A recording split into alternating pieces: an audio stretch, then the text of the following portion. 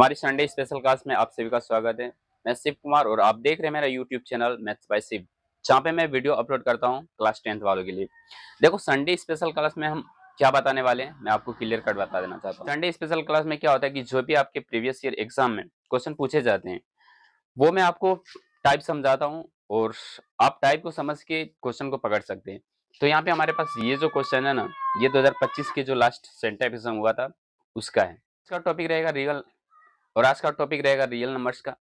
देखो, जितने भी स्टूडेंट्स मुझे सुन रहे हैं या फिर देख रहे हैं, मैं सभी से निवेदन करता हूं कि जो आपके लास्ट सेंटर एग्जाम में प्रश्न पूछे गए उन सभी का सॉल्यूशन आप देखिए। और यदि आपको किसी भी क्वेश्चन में प्रॉब्लम है तो आप मेरे चैनल को सब्सक्राइब कर लीजिए, क्योंकि आपके लास्ट सेंटर एग्जाम में जितने भी प्रश्न पूछे गए मैं अपने चैनल पे अपलोड कर रहा हूँ और कर दूंगा। तो आप चैनल को सब्सक्राइब करके रख लीजिए। तो हमारे पास सबसे पहला जो क्वेश्चन है वो यहाँ पे 38-25 का आवाज गुणनखंड है। देखो, मैं ऑब्जेक्टिव तो वैसे आपको बता सकता हूं कि हमारे पास टिक लगा सकता हूं कि आपके पास ऑप्शन क्या करेक्ट होगा, पर मैं चाहता हूं कि आपको कंप्लीट सॉल्यूशन समझ में आए। तो उसके लिए हमारे पास जो दे रखा है मैं उसका एकदम पूरा सॉल्यूशन बताऊंगा, ताकि आपके एग्जाम में सब्जेक्टिव प्रश्न भी पूछ दिया जाए तो आप उसको आसानी से हल कर सकते हो। तो यहाँ पे देखो, 38-25 का आवाज गुणनखंड है। वैसे मैं आपको बता सकता हूँ एक ट्रिक कि 38-25, अब इसको देखो कैंसिल करके, दो से हमारे पास तो जाएगा नहीं और हमारे पास ऑप्शन में दो दो जिसमें है उसे आप कैंसिल कर दीजिए। दो है, दो है, दो है, कैंसिल हो जाएगा। तो हमारे पास एक ही ऑप्शन तो करेक्ट हो जाएगा। ये तरीका था, पर मैं आपको प्रॉपर तरीका से बताऊंगा कि इसको कैसे सॉल्व करेंगे। मैं यहाँ पे कर लेता हूँ। 38-25 है हमारे पास, मैं यहाँ पे इसमें भाग देता हूँ। तो दो से तो जाएगा नहीं, अब उसके अगला जो हमारे पास आवाज संख्या है वो 3 है, 3 से जाएगा। तो यहाँ पे 3 एकम 3 और यहाँ पे 8 बचेगा। तो 3 दूना 6, 2 22, 7 तिया 21 और यहाँ पे 5 तिया 15, फिर 3 से जाएगा। अब 3 चौकी 12, फिर 7 आया तो 3 दूना 6, फिर हमारे पास बचा 15, 3 बचे 15। अब 3 से नहीं जाएगा क्योंकि हमारे पास 4 2 6, 6 और 5 11। तो मैं यहाँ पे 5 से कैंसिल करता हूँ। अब 5 से कैसे जाएगा, तो वो हो जाएगा हमारे पास 8 पंचे 40 और बचे 25, फिर 5 से जाएगा तो यहाँ से हो जाएगा 17 पचे 85। अब मैं इसको लिख सकता हूँ 38-50 को, मैं यहाँ पे लिखता हूँ 38-25 को, इनको टुकड़ा में लिख सकते हैं। तो यहाँ पे 3 गुना 3 गुना 5 गुना 5 गुना 17 और ये हमारे पास हो जाएगा 3 की पावर 2 और यहाँ से 5 की पावर 2 और हमारे पास 17 की पावर 1। तो यहाँ से बी ऑप्शन करेक्ट हो जाएगा। इस प्रकार से आप इजीली बना सकते हो। यदि आपने ज्यादा प्रैक्टिस की है तो आप ऐसे भी ऑप्शन को डिस्कार्ड कर सकते हो। तो चलिए अब अगला प्रश्न पे जाते हैं। दो संख्या का लौसा तथा मौसा क्रम सब 221 तथा 4 है। यदि पहली संख्या 17 है तो दूसरी संख्या होगी। देखो, मैं आपको एक चीज बता देना चाहता हूँ कि सबसे ज्यादा जो इंपॉर्टेंट है आपके सिलेबस में वो फॉर्मूले हैं। यहाँ पे बस आपको फॉर्मूला याद होना चाहिए कि हमारे पास संख्या का लॉसव और मौसक में क्या रिलेशन है। तो मैं यहाँ पे आपको बता देना चाहता हूँ कि दो संख्या का गुणनफल वो बराबर होता है हमारे पास संख्या का लॉसव गुना मौसव। अब आपको क्या करना है, बस इसमें पुट कर दीजिए। तो यहाँ से हो जाएगा हमारे पास, जैसे मैं एक संख्या a मानता हूँ, दूसरी संख्या b मानता हूँ और हमारे पास यहाँ पे हो जाएगा लॉसव गुना मौसौ। अब हमें दूसरी संख्या चाहिए, मतलब कि b चाहिए। तो b को कैसे करेंगे, यहाँ से लॉसव गुना मौसौ बटे a हो जाएगा। अब आप जानते हो कि हमारे पास लॉसव की वैल्यू कितनी दे रखी है, वो है 221 और मौसौ की वैल्यू दे रखी 4। तो यहाँ से 4 लिखेंगे और बटे में हमारे पास क्या हो जाएगा, तो पहली संख्या, और पहली संख्या हमारे पास 17। मैं यहाँ पे लिखता हूँ 17। अब आप इसको कैंसिल कर दीजिए। तो 17 एकम 17 हो जाएगा और यहाँ से उधर जाएगा हमारे पास 5, तो हो जाएगा 17 तिया 51। अब यहाँ से 3 चौकी 12, तो ये हमारे पास बी की वैल्यू हो जाएगा। और हमसे दूसरी संख्या ही पूछी जा रही है, इसका मतलब बी की वैल्यू हमारे पास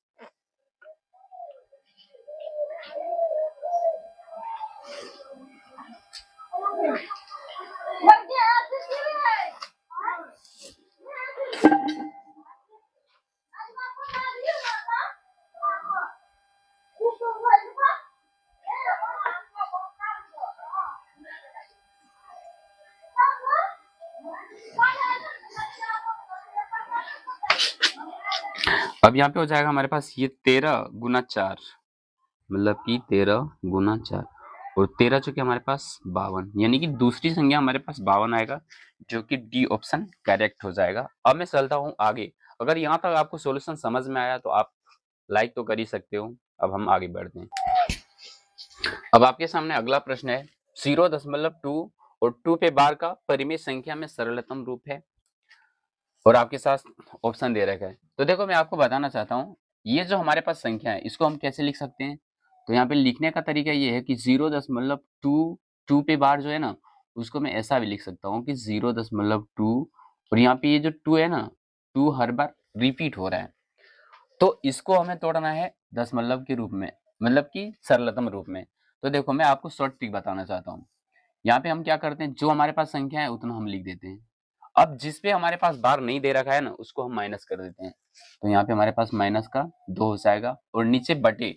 तो दशमलव के बाद देखो जितनी संख्या हमारे पास है और जितने पे बार है उतने हम 9 लिखते हैं। तो बार 1 पे है तो यहाँ पे 9 लिखा जाएगा और जितने पे बार नहीं होता है उतना हम 0, तो यहाँ से ये 0 हो जाएगा। अब हमारे पास क्या होगा, 22 में अगर मैं 2 माइनस करता हूँ तो ये 20 हो जाएगा और यहाँ से हमारे पास ये 90 हो जाएगा। 0 से 0 कैंसिल, बचेगा हमारे पास 2/9। अब 2/9 किस ऑप्शन में है आपके पास, तो हमारे पास पहला ऑप्शन में है, तो ये भी हमारे पास करेक्ट हो गया। देखो मैंने यहाँ तक 3 क्वेश्चन आपको बताया। सबसे पहला आवाज गुणनखंड था, फिर दूसरा हमारे पास ये जो मैंने आपके सामने बताया, तीसरा मैंने आपको बताया था लॉसॉ और मॉसॉ। तो यहाँ पे आप इस क्लास में क्वेश्चन का टाइप भी समझ सकती हो। अब अगला प्रश्न हमारे पास है √2 प्लस √3 का स्क्वायर। देखो ये बड़ा अच्छा क्वेश्चन है कि हम यहाँ पे a प्लस बी का होल स्क्वायर करेंगे, a प्लस बी का होल स्क्वायर, और इसका स्क्वायर हमारे पास होता है A square plus 2ab plus B का स्क्वायर। ठीक उसी प्रकार से यहाँ से a मतलब √2 का square plus 2ab 2 √2 into √3 plus का बी स्क्वायर √3 का स्क्वायर। अब आप जानते हो √2 का स्क्वायर हमारे पास होता है 2, यहाँ पे √3 का स्क्वायर होता है हमारे पास 3, और यहाँ से ये हो जाएगा हमारे पास 2√6। अब 3 तो हमारे पास क्या हो जाएगा, तो वो हो जाएगा 5 प्लस 2√6। तो आप देख सकते हैं 5 प्लस 2√6 हमारे पास किस ऑप्शन में, वो सी ऑप्शन में है। यानी कि इजी क्वेश्चन आते हैं, आप बना सकते हैं, बस आपका कैलकुलेशन अच्छा होना चाहिए। अब जो पाई है, अब यहाँ पे पाई जो 10th की तैयारी कर रहा है, किसको नहीं पता है कि पाई कौन सी संख्या है, तो सभी जानते हैं कि एक अपरिमेय संख्या है। पर याद रखना, मैं आपको बता देता हूँ कि पाई हमारे पास अपरिमेय होता है और यहाँ पे पाई का जो मान रहता है वो 22/7 होता है, और एक होता है हमारे पास 3.14।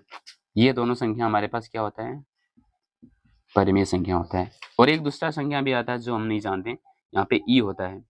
ई भी हमारे पास एक अपरिमेय संख्या होता है, पर यहाँ पे ई का जो मान होता है, मैं यहाँ पे लिख दे रहा हूँ, मान हमारे पास क्या हो जाएगा, वो हो जाएगा परिमेय संख्या। तो बस यहाँ तक यही कहानी थी। और एक क्वेश्चन है हमारे पास जो कि दे रखा है यूक्लिड विभाजन एल्गोरिदम में, मैं आपको सामने बताता हूँ। वो क्वेश्चन है हमारे पास, यदि भाजक बराबर, यहाँ पे मैं लिख दे रहा हूँ, यदि भाजक बराबर 12 है और यहाँ से हमारे पास दे रखा है भागफल बराबर 7 और शेषफल बराबर हमारे पास 5। जिनको नहीं पता है और यहाँ पे निकालने के लिए बोला जा रहा है भाज हमारे पास क्या होगा। देखो वैसे तो आप सभी को पता है कि भाजक गुना भागफल जोड़ शेषफल। अगर जिनको नहीं पता है तो आप क्या करेंगे, यहाँ पे हमारे पास जैसे भागफल है, ये हमारे पास q हो जाएगा और ये हमारे पास r हो जाएगा और ये हमारे पास हो जाएगा यहाँ पे b। अब आपको पता है कि a बराबर BQ प्लस r, a बराबर BQ प्लस r। अब आप क्या करेंगे, यहाँ पे वैल्यू पुट कर देंगे, b की वैल्यू 12 गुना 7 जोड़ r की वैल्यू 5, बशर्ते 84 हो जाएगा हमारे पास प्लस का 5, और ये हो जाएगा 5 4 9 और ये हो जाएगा 8, यानी कि हमारे पास भाज की वैल्यू कितना आया, वो 89 आ गया। और ऑप्शन में हमारे पास 89 दे रखा है। तो आप यूक्लिड विभाजन में सिर्फ ये जो फॉर्मूला है इसको याद रखेंगे और आपका काम हो जाएगा। तो इतने इजी क्वेश्चन हमारे पास वास्तविक संख्या में आते हैं। बाकी जो नेक्स्ट क्लास में अपलोड करूंगा वो आपके अलग चैप्टर के रहेंगे, तो आप चैनल को सब्सक्राइब कर लीजिए। यदि क्लास अच्छी लगी हो तो आप लाइक भी कर दीजिए और शेयर भी कर दीजिए। और एक चीज, जो यूट्यूब पे नहीं देख सकते हैं वो फेसबुक पे भी जाके मेरा वीडियो देख सकते हैं और पेज को फॉलो कर लीजिएगा। Thank you.